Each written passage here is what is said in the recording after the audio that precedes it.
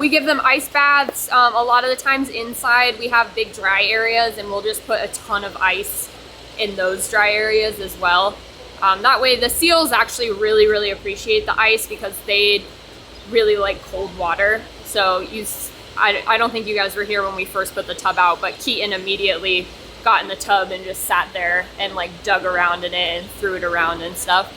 So he really appreciates, and the seals really appreciate the cold water in general. So ice baths, water temperature, things like that is how we really keep them cool. Yeah. The temperatures kind of determine when they go into their breeding season.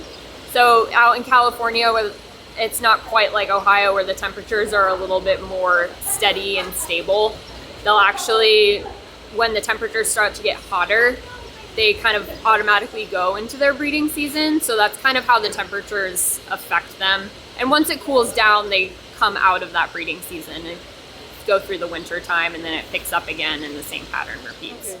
Things that we provide here on the Savannah would mainly be shade. So the trees that you see in full bloom, that acts as shade for all of the species, but in particular our giraffe. We've also added several structures out on our Savannah. So you see these areas that have the trees around them, we call those bomas. And we've got 2 major structures in each of those. And then we have on the other side of the field here, we have a large one. Again, that's for giraffe. Yeah.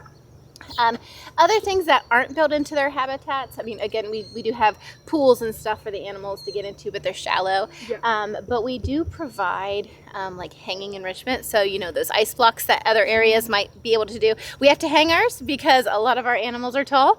So we have to make, you know, that little change to how we offer them, but that's certainly something we do as well.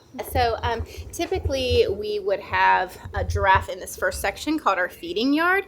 But because it is so hot, we have a lot of docents and volunteers that help us out up there. So we closed it down for the day. Animals still get to go outside, but our backbone, our docents and volunteers, they don't have to be out in this 100-degree weather.